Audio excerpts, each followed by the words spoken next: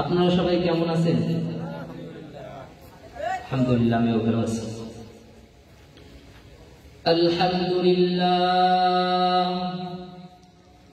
আলহামদুলিল্লাহ নাহমাদুহু ওয়া নাস্তাঈনুহু ওয়া নাস্তাগফিরুহু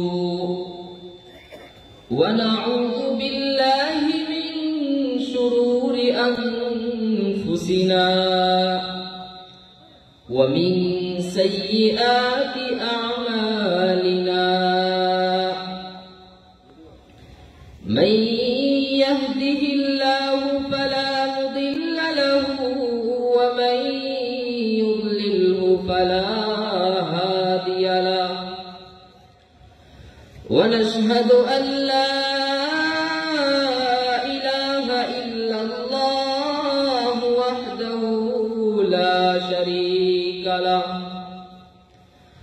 আরসালাহু বিল হাক্কি বাশীরান ওয়া নাযীরান বাইনা ইয়াদাইস সাআহ মান ইউতি'িল্লাহা ওয়া রাসূলাহু ফাকাদ রাশাদ ওয়া মান ইয়াসিহিমা ফাইন্নাহু লা ইয়াদুররু ইল্লা নাফসাহু ওয়া লা ইয়াদুররুল্লাহা শাইআ। أعوذ بالله من الشيطان الرجيم. بسم الله الرحمن الرحيم. وما من دابة في الأرض إلا على الله رزقها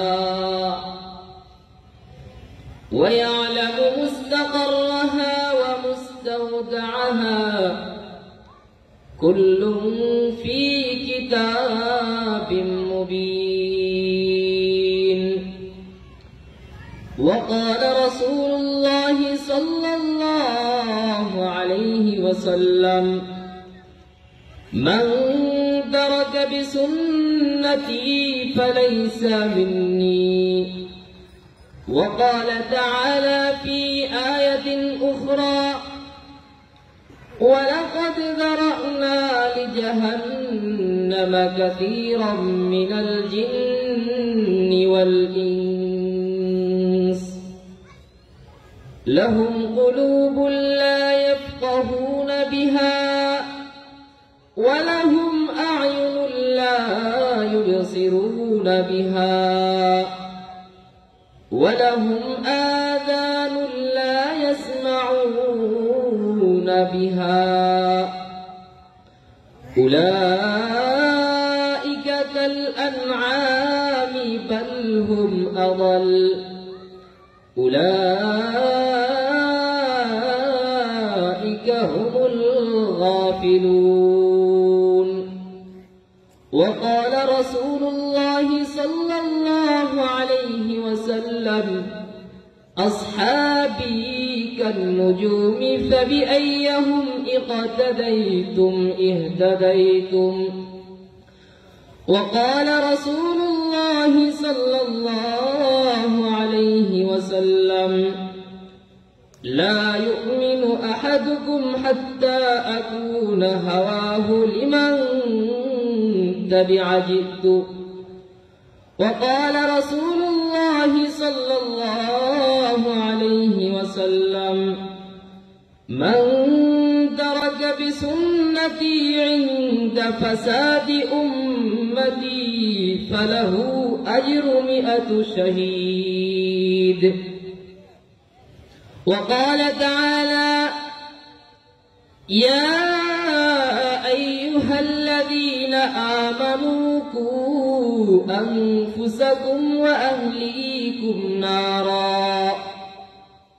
وقال تعالى في شان حبيبه إن الله وملائكته يصلون على النبي يا أيها الذين آمنوا صلوا عليه وسلموا تسليما সকলে দুরূদ ইব্রাহিম পড়ি اللهم صل على محمد وعلى آل محمد كما صليت على إبراهيم وعلى آل إبراهيم إنك حميد مجيد اللهم بارك على محمد وعلى آل محمد كما باركت على إبراهيم وعلى آل إبراهيم إنك حميد مجيد آخداوان دیکھ ہنگامے سے ہار قرد قوم لو تیرا زیر و زبور سوئے خصم کے تیرانداختہ پشائے کارش کے پایت ساختہ آگے آدارا بدریا درکشید ناقرا از سنگ کھرا پر کشید جو عنایت قادر قیوم قرد درگہ داؤد آہد موم قرد با سلیمہ داد ملک و سروری شد مطیع خاتمش دیوا پری سبحانك لا علم لنا إلا ما علمتنا إنك أنت العليم الحكيم الحمد لله আল্লাহ পাকের দরবারে লাখো কোটি শুকরিয়া যেই মহান রব্বুল আলামিন আপনাদেরকে এবং আমাকে আমাদের সকলকে একটি দ্বীনি মজলিসে আসার জন্য এবং বসার জন্য তৌফিক দান করেছেন এবং কিছু কথা বলার জন্য এবং শোনার জন্য তৌফিক দান করেছেন এই জন্য মহান মুনিবের দরবারে লাখ কোটি শুকরিয়া আদায় করি বলি আলহামদুলিল্লাহ আলহামদুলিল্লাহ সকলে বলি নাই কিন্তু আমরা সকলে আবার বলে আলহামদুলিল্লাহ আলহামদুলিল্লাহ যে কত ফজিলত এই ফজিলত শেষ করা যাবে না এক বর্ণনায় আছে যদি কেউ আলহামদুলিল্লাহ বলে সুবহানাল্লাহ বলে আল্লাহু আকবার বলে এই রকম জিকির যদি কেউ একটা বলে সুবহানাল্লাহ বা আলহামদুলিল্লাহ অথবা আল্লাহু আকবার এই তিনটার মধ্যে যদি কেউ একটা বলে তাহলে তার জন্য কত বড় সওয়াব আল্লাহ তাআলা দান করেছেন তার জন্য আল্লাহ তাআলা কি রেখেছেন তার জন্য আল্লাহ তাআলা বলেছেন আসমানের নিচে যত ফাঁকা জায়গা আছে আসমানের নিচে কত ফাঁকা জায়গা আছে কেউ জানা আছে আমাদের আসমানের নিচে যত ফাঁকা জায়গা রয়েছে এবং জমিনের উপরে যত ফাঁকা জায়গা রয়েছে আসমানের নিচে এবং জমিনের উপরে যত ফাঁকা জায়গা রয়েছে এই সুবহানাল্লাহ আল্লাহু আকবার আলহামদুলিল্লাহ এইগুলো একবার বললেই আল্লাহ তাআলা ওই পরিমাণ সকল ফাঁকা জায়গা আল্লাহ তাআলা পরিপূর্ণ সওয়াব দিয়ে দান করেন এজন্য আমরা সুবহানাল্লাহ আলহামদুলিল্লাহ আল্লাহু আকবার সবসময় ইনশাআল্লাহ জিকিরে ফিকিরে থাকবো আমরা কাজ করতেছি কাজের মাঝখানে মাঝে মাঝে আমরা গান চালাই কি চালাই না গান চালাই গজল চালাই এই গান গজল না চালাইয়া যদি আমরা সুবহানাল্লাহ আলহামদুলিল্লাহ বা আল্লাহু আকবার এইগুলো যদি কিছু নিয়ে আমরা থাকি বা সুবহানাল্লাহি ওয়া বিহামদিহি সুবহানাল্লাহিল আযীম এইগুলো যদি আমরা পড়ি তাহলে কিন্তু আমাদের জীবনটা সুন্দর হয়ে যায় জীবনে কোনো গুনাহ থাকতে পারে না সুবহানাল্লাহি ওয়া বিহামদিহি সুবহানাল্লাহিল আযীম এর ফজিলত যে কত মুফাসসিরিনে কিরাম এর ব্যাখ্যা করতে গিয়ে তারা হয়রান হয়ে যান যদি কেউ প্রতিদিন 100 বার করে সুবহানাল্লাহি ওয়া বিহামদিহি সুবহানাল্লাহিল আযীম পড়ে তাহলে তার আমল নামায় কি পরিমাণ সওয়াব হয়? তার আমল নামায় আল্লাহ তাআলা এই পরিমাণ সওয়াব দেয় যে সাগরের কোনো কুল কিনারা আছে? সাগরের কিন্তু কোনো কুল কিনারা নাই। সাগরের পাশে কিন্তু ফেনা জমা হয়, দেখছেন কি আপনারা? সাগরের পাশে কিন্তু ফেনা জমা হয়। ওই সাগরের কোনো কুল কিনারা নাই, সাগরের কোনো ফেনার কোনো সীমারেখা নাই। কত পরিমাণ ফেনা এইটা আল্লাহ ছাড়া কেউ জানে না। ওই পরিমাণ যদি বান্দা গোনা করেও থাকে, ওই সাগরের ফেনা পরিমাণ যদি বান্দা গোনা করেও থাকে, আল্লাহ তাআলা ওই সুবহানাল্লাহি ওয়া বিহামদিহি সুবহানাল্লাহিল আযীম এইটা বলার কারণে ওই ফেনা পরিমাণ গোনাকে আল্লাহ তাআলা নেকি দ্বারা ভরপুর করে দেয়। সুবহানাল্লাহি ওয়া বিহামদিহি। এজন্য আমরা সুবহানাল্লাহি ওয়া বিহামদিহি সুবহানাল্লাহিল আযীম আজকে থেকে আমরা প্রতিজ্ঞা করব এই আমলটা করার। ইনশাআল্লাহ পারবো না আমরা? ইনশাআল্লাহ আমরা চেষ্টা করব। আর আজকে আমাদের মাহফিল সকলেই জানে, আশেপাশে সকলেই জানে। এখন যদি আমরা দোকানপাটে যাই, মানুষের কিন্তু কোনো অভাব নাই, কিন্তু এইখানে কয়েকজন মানুষ শুধু। এই জান্নাতের বাগান যে কত বড় ফজিলত, এই জান্নাতের বাগান, আল্লাহু আকবার, এই জান্নাতের বাগানের কত বড় ফজিলত এটা বর্ণনা করে শেষ করা যাবে না। তারপরে আপনাদেরকে বলতেছি, যদি কেউ 500 বছর নফল নামাজ পড়তে থাকে একাধারে, একদিনও সে মিস করে না, একাধারে 500 বছর সে নফল নামাজ পড়তেছে, একদিনও তার মিস নাই। 500 বছর কি পড়তেছে? নফল নামাজ পড়তেছে, কিন্তু একটা দিনও সে মিস করে নাই। তার যতটা নেকি হবে, তার এতদিন নামাজ পড়ার কারণে তার যে পরিমাণ নেকি হবে, আল্লাহ তাআলা এই মজলিসে যদি কেউ 20 মিনিট বা আধা ঘন্টা, 1 ঘন্টা, 2 ঘন্টা বসে, আল্লাহ তাআলা তার থেকেও বেশি সওয়াব আল্লাহ তাআলা তাকে দান করবেন। এরপরেও এত বড় একটা হাদিস শোনার পরেও আমরা রাস্তাঘাটে দোকানে ঘোরাফেরা করতেছি।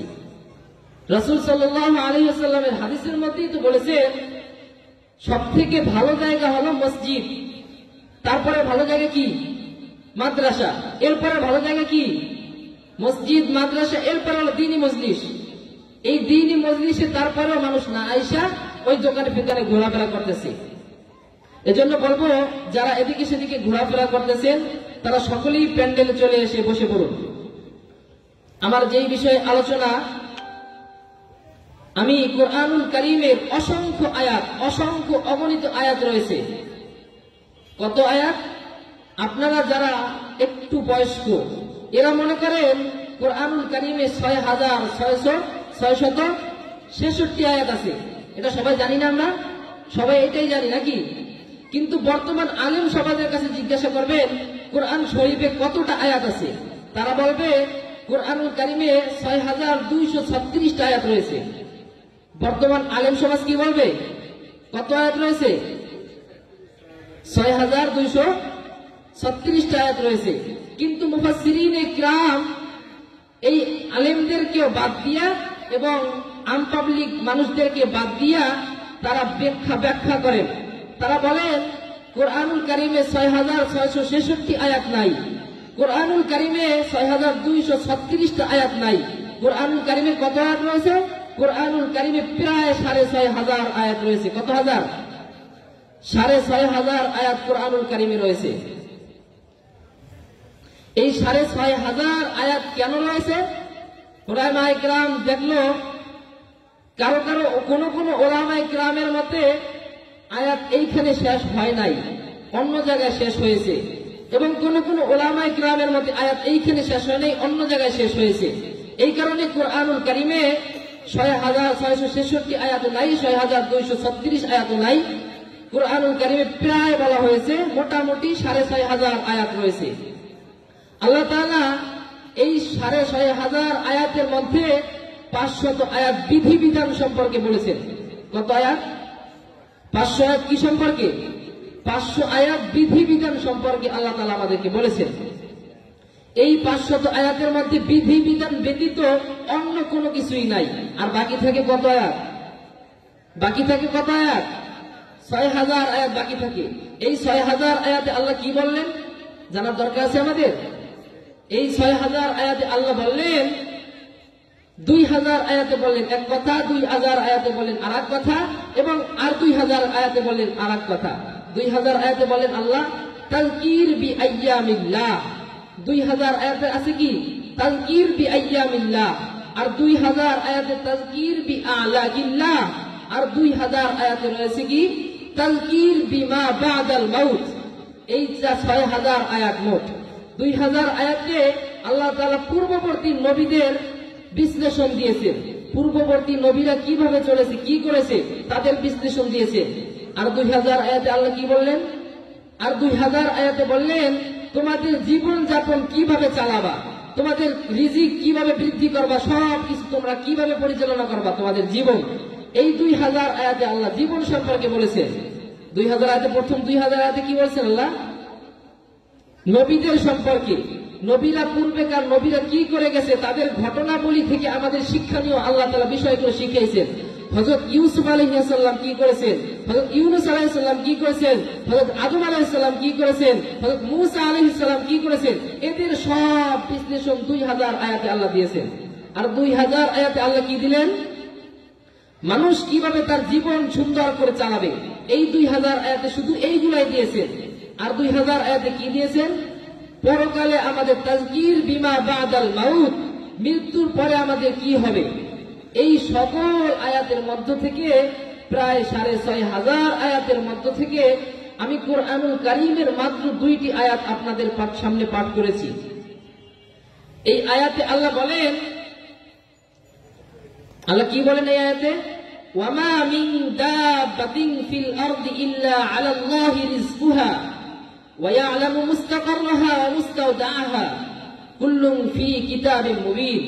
আল্লাহ তাআলা মানুষদেরকে বলতেছেন, হে মানুষ, তোমরা তোমাদের রিজিক নিয়ে চিন্তিত হও না। তোমাদের জন্মের প্রায় 50,000 বছর আগে তোমাদের রিজিকের ব্যবস্থা আমি করে রেখেছি। বলেন না সুবহানাল্লাহ। আমাদের জন্মের প্রায় 50,000 বছর আগে আমাদের রিজিকের ব্যবস্থা হয়ে গেছে। হযরত আদম আলাইহিস সালামের জন্মের প্রায় 50,000 বছর আগে আমাদের আদি পিতা কে, হযরত আদম আলাইহিস সালাম, তাকে জন্ম করার প্রায় 50,000 বছর আগে আমাদের রিজিকের ব্যবস্থা আল্লাহ তাআলা করে রেখেছেন। হযরত আদম আলাইহিস সালামের কথা যখন এসেই গেছে, আমার বিষয়ে ওইদিকে না, তারপরেও আমি কিছু কথা বলতে চাই হযরত আদম আলাইহিস সালামের বিষয়। একটা বছর আগে, শুধু সামনের 1 বছর আগে আমাদের মানুষ সৃষ্টি কোথা থেকে হয়েছিল এই বলে অনেক কথা শুনেছি আমরা, পুরো মিডিয়া জগৎ ভাইরাল। মানুষ কিভাবে সৃষ্টি হয়েছে, বর্তমান বাংলাদেশের যারা শিক্ষায় আছেন শিক্ষামন্ত্রীরা, তারা বলে মানুষ বাদর থেকে আসছে। তারা এই কথা বলছে 1 বছর আগে মাত্র, আমরা সবাই জানি। কিন্তু আমাদের জানার দরকার আছে মানুষ কোথা থেকে আসলো, মানুষ কি বাদর থেকে আসলো নাকি অন্য কোনো ভাবে আসলো, আর বাদরটা কোথা থেকে আসলো জানার দরকার আছে। আল্লাহ তাআলা মানুষ সৃষ্টি করার কথা ভাবলেন। আল্লাহ তাআলা কি ভাবলেন, মানুষ কিভাবে সৃষ্টি করা যায় এই কথা ভাবলেন।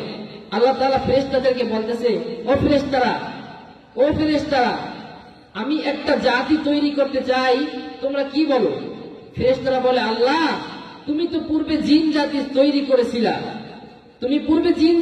করেছিলা, কিন্তু তারা তোমার নাফরমানি করছে, দুনিয়াতে মারামারি করেছে, খুন খারাপি করছে, তুমি আবার কোন জাতি সৃষ্টি করতে চাও। এবার তো তারা তোমাকে আরো বেশি করবে, দুনিয়াতে মারামারি ফাসাদ আরো অনেক বেশি করবে। অতএব তোমার কোনো প্রয়োজন নাই, তুমি অন্য কোন জাতিকে সৃষ্টি করো না। আল্লাহ তাআলা বলতেছে, ও ফেরেশতারা, তোমরা কি জানো আমি যেটা জানি, তোমরা কি তা জানো। ফেরেশতারা সবাই চুপ করে রইল। ফেরেশতারা বলল যে, আল্লাহ, তুমি যা জানো, তুমি তো আলিমুল গায়ব, তুমি যেটা জানো আমরা তো সেটা জানি না। অতএব আল্লাহ বলল, আমি যেটা জানি সেটা যদি তোমরা না জেনে থাকো তাহলে তোমরা চুপ হয়ে যাও, তাহলে তোমরা চুপ থাকো। আমি একটা জাতি সৃষ্টি করব, এরা মারামারিও করবে এবং আমার সাথে ভালো মহব্বতও রাখবে। আল্লাহ তাআলা 4 জন বিশিষ্ট ফেরেশতা নিয়োগ করলেন। তাদের মধ্যে অন্যতম হল হযরত জিবরাইল আলাইহিস সালাম, হযরত মিকাইল আলাইহিস সালাম এবং হযরত ইসরাফিল আলাইহিস সালাম এবং হযরত আজরাইল আলাইহিস সালাম। এই 4 জন ফেরেশতা আল্লাহ তাআলা নিয়োগ করলেন। আল্লাহ তাআলা সর্বপ্রথম হযরত জিবরাইল আলাইহিস সালামকে দায়িত্ব দিলেন, জিবরাইল তুমি দুনিয়াতে যাও এবং মাটি নিয়ে আসো, আমি একটা মানুষ নামে একটা জাতি সৃষ্টি করব, তুমি দুনিয়া থেকে মাটি নিয়ে আসো, আমি মাটি দ্বারা তাদেরকে সৃষ্টি করব। আল্লাহর আদেশ পাওয়া মাত্র হযরত জিবরাইল আলাইহিস সালাম চলে আসলেন দুনিয়ায়। হযরত জিবরাইল আলাইহিস সালাম দুনিয়ায় এসে মাটি নেওয়ার জন্য মাটিকে বলল, মাটি তোমাকে আল্লাহ বলছে আমার সাথে যেতে, অতএব আমি তোমাকে নিতে চাইতেছি। মাটি ফেরেশতাকে হযরত জিবরাইল আলাইহিস সালামকে বলতেছে, তুমি আমাকে নিও না, কেননা আমার দ্বারা আল্লাহ তাআলা যে জাতিকে সৃষ্টি করবেন ওই জাতি এত পরিমাণ খারাপি করবে যেটা আল্লাহ তাআলা পরে আমাকে দ্বারা যখন সৃষ্টি করা হয়েছে এই মাটিরই আবার কষ্ট দেওয়া হবে, কিয়ামতের দিন এই মাটিরই আবার জাহান্নামে দিতে হবে, অতএব আমাকে নিও না। মাটি কিন্তু কথা বলতে পারে, অতএব আমাকে নিও না। হযরত জিবরাইল আলাইহিস সালাম মাটির ক্রন্দন দেখে, মাটি যেই পরিমাণ চিৎকার করে কাঁদতেছেন, হযরত জিবরাইল আলাইহিস সালাম হতভম্ব হয়ে গেলেন। কি করবে? হযরত জিবরাইল আলাইহিস সালাম মাটি নিতে পারল না দুনিয়া থেকে। হযরত জিবরাইল আলাইহিস সালাম আল্লাহর কাছে আবার ফিরে গেলেন, আল্লাহ আমি তো মাটি নিতে গেছিলাম, কিন্তু মাটির ক্রন্দনের কারণে আমি তাদেরকে আনতে পারি নাই, এখন আমি কি করব? আল্লাহ তাআলা তারপরে হযরত জিবরাইলকে বাদ দিয়ে হযরত মিকাইল আলাইহিস সালামকে পাঠাইলেন। হযরত মিকাইল আলাইহিস সালামকে পাঠানোর পরে হযরত মিকাইল আলাইহিস সালামের একই অবস্থা, মাটিতে আবার ক্রন্দন শুরু করছে। মাটি বলছে, না আমি তোমার সাথে যাবই না। হযরত মিকাইল আলাইহিস সালাম ব্যর্থ হলেন। এরপরে হযরত ইসরাফিল আলাইহিস সালাম আল্লাহ তাআলা তাকে দিলেন, সেও মাটি নিতে পারল না মাটির ক্রন্দনের কারণে। তারপরে আল্লাহ তাআলা বাধ্য হয়ে হযরত আজরাইল আলাইহিস সালামকে পাঠাইলেন। হযরত আজরাইল আলাইহিস সালাম দুনিয়াতে আসলো, তারপরে মাটিকে বলল, মাটি আল্লাহ তাআলা আমাকে বলছে তোমাকে নিয়ে যেতে, তাই তোমার এখনই আমার সাথে যেতে হবে, কোনো কথায় কোনো কাজ হবে না, এখনই তোমার আমার সাথে যেতে হবে। মাটি বলল, না আমি যাব না, তুমি আমাকে নিতে পারবে না। তারপরেও মাটিকে অনেক জোরাজুরি করার কারণে মাটিকে নিতে হলো। হযরত আজরাইল আলাইহিস সালাম দুনিয়াতে এসে মাটিতে এক খাবলা মারছে। এক খাবলায় কতটুকু মাটি আসছে জানেন আপনারা? 40 মণ মাটি চলে আসছে। কত মণ? 40 মণ। হিসাব করে দিতে পারেন? হযরত আজরাইল আলাইহিস সালাম এক খাবলা মারছে, এক খাবলায় 40 মণ মাটি চলে আসছে। আল্লাহ তাআলা তারপর সকল ফেরেশতাদেরকে ডাকলেন। সকল ফেরেশতাদেরকে ডেকে বলল, দেখো তোমরা কেউ পারলে না যে দুনিয়া থেকে মাটি আনতে, কিন্তু হযরত আজরাইল আলাইহিস সালাম আমার এই ফেরেশতা পারলো, অতএব আজরাইল আলাইহিস সালামকে আমি এমন দায়িত্ব দিতে চাই, সবথেকে কঠিন যে দায়িত্ব আমি আজরাইলকে দিতে চাই। সবথেকে কঠিন দায়িত্ব কি বলতে পারেন? মানুষের জীবের প্রাণ বের করা, সব জীবের প্রাণ বের করা। আজরাইল আলাইহিস সালামকে ওই দায়িত্বটাই দিলেন, অন্য অন্য ফেরেশতাদেরকে কিন্তু এই দায়িত্বটা দেওয়া হয় নাই। আমাদের জান কবজ করে থাকেন কে? হযরত আজরাইল আলাইহিস সালাম। আল্লাহ তাআলা তারপরে সকল ফেরেশতাদেরকে বলল, তোমরা এই 40 মণ মাটি দিয়ে একটা দেহ তৈরি করো, একটা দেহ তৈরি করো। সকল ফেরেশতারা মিলে একটা দেহ তৈরি করলো, কিন্তু দেহের মাথা নাই। দেহের কি নাই? মাথা নাই। হযরত আদম আলাইহিস সালাম দুনিয়ার সর্বপ্রথম মানুষ, আমাদের আদির পিতা, তার মাথা নাই। এরপরে আল্লাহ তাআলা নিজের হাতে হযরত আদম আলাইহিস সালামের মাথাটাকে সৃষ্টি করলেন, তৈরি করলেন। আল্লাহ তাআলা নিজ হাতে হযরত আদম আলাইহিস সালামের মাথা বানাইলেন। এরপরে আল্লাহ তাআলা চিন্তা করলেন, এখন তো সবকিছু বানান ক্লিয়ার, এখন অমুক দিন তোমরা সকল ফেরেশতারা আসবা, তার মধ্যে একটা রূহ দেওয়া হবে। এজন্য কবি শেরের মধ্যে বলে থাকে, হামদে বেহাদ মারফুদা এ পাকেরা আকে ইমা দাদে মুলকে ফাখাকেরা। কবি বলে থাকেন, আল্লাহ তাআলা তারপরে কি করলো মাটি দিয়ে? আল্লাহ তাআলা তার মধ্যে একটা রূহ দান করলো। আল্লাহ তাআলা তার মধ্যে একটা রূহ দান করলো।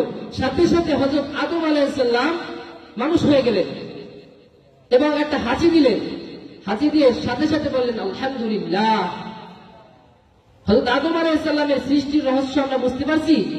এরপর থেকে ওই আদম থেকে আস্তে আস্তে বংশ বৃদ্ধি হতে হতে আজকে আমরা এই পর্যন্ত। আদম আলাইহিস সালামের পর থেকে আস্তে আস্তে লক্ষাধিক লক্ষ লক্ষ নবী আল্লাহ তাআলা দুনিয়ায় প্রেরণ করেছিলেন। সকল নবীদের একটাই দায়িত্ব ছিল মানুষদের মধ্যে ইসলাম প্রচার করা। আল্লাহ বলেন, ইন্নাদ দীনা ইনদাল্লাহি ইসলাম, নিশ্চয়ই আমার কাছে ইসলাম ধর্ম ছাড়া অন্য কোন ধর্ম প্রিয় না, শুধু ইসলাম ধর্মই আমার কাছে সব থেকে বেশি প্রিয়। এরপরে হযরত আদম আলাইহিস সালামের সৃষ্টি শেষ। আমরা বুঝতে পারছি এবার কোথা থেকে মানুষ আসছে। মানুষ কি বাদর থেকে আসছে? তো যারা বলছে শিক্ষামন্ত্রীরা আমরা মানুষ আসছে বাদর থেকে, তাদের কি বলতে হয় এখন? কোন বলার ভাষা আছে? এরপরে আমরা জানি বাদর কোথা থেকে আসলো। বাদর কোথা থেকে আসছে আমাদের জানার দরকার আছে। আমরা তো জানলাম মানুষ কোথা থেকে আসছে, এবার বাদর কোথা থেকে আসছে। বাদর এমন জায়গা থেকে আসছে, সকলেই হযরত দাউদ আলাইহিস সালামের নাম শুনে থাকবেন। সে একজন নবী ছিলেন। দাউদ আলাইহিস সালাম একজন নবী ছিলেন। ওই দাউদ আলাইহিস সালামের এত পরিমাণ কণ্ঠ ছিল, এত পরিমাণ কণ্ঠ ছিল, এত সুর ছিল, এত মধুর সুর ছিল। দাউদ আলাইহিস সালামের তিলাওয়াতের কারণে তার সময় কোরআন শরীফ ছিল না, তার সময় তার যে কিতাব ছিল ওইটা ছিল। দাউদ আলাইহিস সালামের কিতাবে এত সুর ছিল যে পশু পাখিগুলা তার কান দিয়ে সব তিলাওয়াত করে শুনতো। সে সোমবার অথবা মঙ্গলবার দিন তিলাওয়াত করতেন। প্রতি সোমবার অথবা মঙ্গলবার বা শনিবার, আমার হয়তো মনে নেই ভালো করে বলতে পারতেছি না, যে কোনো একটা দিন সপ্তাহের মধ্যে সে তিলাওয়াত করতেন। সমুদ্রের পাশে মাছ আর মাছ চলে আসতো তার তিলাওয়াত শুনতে। কার তিলাওয়াত শুনতে আসতো? হযরত দাউদ আলাইহিস সালামের তিলাওয়াত শুনতে। আল্লাহ তাআলার একজন নবী ছিলেন, সে আল্লাহ তাআলার একজন বন্ধু ছিলেন। তার তিলাওয়াত এত সুন্দর ছিল যে সমুদ্রের মাছগুলো তার তিলাওয়াত শোনার জন্য চলে আসতো। তারপরে যারা মাছ ধরে তাদের কি বলে? জেলে। জেলে বলে না? হ্যাঁ, তাদেরকে জেলে বলা হয়। ওই জেলেরা ওই শনিবার দিন মাছগুলোকে সব মাছ ধরে ফেলাইতো। মাছ আসতো কেন? মাছ আসতো তিলাওয়াত শোনার জন্য। এত সুন্দর তিলাওয়াত, এটা শোনার জন্য মাছ আসতো। কিন্তু জেলেরা মাছগুলোকে ধরে ফেলাইতো। আল্লাহ তাআলার এই বিষয়টা খুব খারাপ লাগলো। তারা আসতো তিলাওয়াত শুনতে, কিন্তু তাদেরকে আটকায় ফেলা হইতো। আল্লাহ তাআলার এই বিষয়টা খুব খারাপ লাগলো। আল্লাহ তাআলা আয়াত নাজিল করলেন, তোমরা তার সময় যে যা ছিল ওটা নাজিল করলেন, বলে তোমরা আর কোন সময় এইরকম শনিবার দিন মাছ ধরবা না। তারা আসে তিলাওয়াত শুনতে, তোমরা কখনো শনিবার দিন মাছ ধরবা না। তোমরা কি করবে না? কখনো আর শনিবার দিন মাছ ধরবা না। যেদিন হযরত দাউদ আলাইহিস সালাম তিলাওয়াত করেন, তোমরা ওই দিন কোনো মাছ ধরবা না। জেলেরাও চালাক কম না। জেলেরাও কি কম না? চালাক কম না। জেলেরা চিন্তা করছে শনিবার দিন যখন মাছ ধরা নিষেধ, আমরা শনিবার দিন মাছ ধরবো না। আমরা কিবার মাছ ধরবো? আমরা রবিবার দিন মাছ ধরবো। আমরা শনিবার দিন মাছগুলোকে আটকায় রাখবো, আমরা রবিবার দিন মাছ ধরবো। বুদ্ধি ঠিক আছে? ঠিক আছে তো? হ্যাঁ, জেলেরা এই কাজ করতো। তারা শনিবার দিন মাছ ধরতো না, রবিবার দিন মাছ ধরতো। আল্লাহ তাআলা মনে কর, আল্লাহ তাআলা বলতেছে, আমি বললাম শনিবার দিন মাছ ধরবি না, তারা মান্তিক খাটাইয়া তারা রবিবার দিন মাছ ধরে। ওই জাতিকে আল্লাহ তাআলা বলে, হে জাতি, তোরা বানর হয়ে যা, অভিশপ্ত বানর হয়ে যা। তারপরে ওই জাতি সাথে সাথে বানর হয়ে যায়। এবার আমরা বুঝতে পারছি বানর কোথা থেকে আসছে। বুঝতে পারছি সবাই? মানুষ কোথা থেকে আসছে এটা বুঝতে পারছি? হ্যাঁ, সবাই বলেন। আমরা মানুষ কোথা থেকে আসলো এবং বানর কোথা থেকে আসলো এই বিষয়টা আমরা সবাই জানতে পারছি নাকি? আমার মূল আলোচনার যে বিষয় ছিল, আলোচনায় ওই আয়াতে আল্লাহ বলেন, ওয়ামা মিন দাব্বাতিন ফিল আরদি ইল্লা আলাল্লাহি রিজকুহা। আল্লাহ তাআলা বলেন, আমি তোমাদের সকলের রিজিকের ব্যবস্থা করে থাকি। আমি ব্যতীত কেউ তোমাদের রিজিকের ব্যবস্থা করে না। আমি তোমাদের রিজিকের ব্যবস্থা করে থাকি। হযরত সুলাইমান আলাইহিস সালাম একজন জলিল কদর পয়গম্বর ছিলেন। সকলের নাম শুনছেন না? সুলাইমান আলাইহিস সালামের নাম শুনছেন না সবাই? সুলাইমান আলাইহিস সালাম এমন একজন নবী ছিলেন, তিনি সমগ্র পৃথিবীবাসীর কথা বুঝতে পারতেন। আপনি আমি কি বলি, জিনেরা কি বলে, পিপিলিকা কি বলে, পাখি কি বলে, মাছেরা কি বলে, গরু ছাগলগুলা কি বলে, সব জিনেরা বুঝতে পারতো। এই ঘাসগুলাই কি বলে, গাছগুলাই কি বলে, সব জিনের বাদশা হযরত সুলাইমান আলাইহিস সালাম আল্লাহর নবী বুঝতে পারতেন। সবাই কি বলে না না বলে হযরত সুলাইমান আলাইহিস সালাম বুঝতে পারতেন। হযরত সুলাইমান আলাইহিস সালাম সারা পৃথিবীকে শাসন করেছেন। হযরত সুলাইমান আলাইহিস সালাম কি করেছেন? সারা পৃথিবী শাসন করেছে। 4 জন বাদশা ছিল যে সারা পৃথিবী শাসন করেছে তারা। তাদের মধ্যে 2 জন ছিল মুমিন। 2 জন কি ছিল?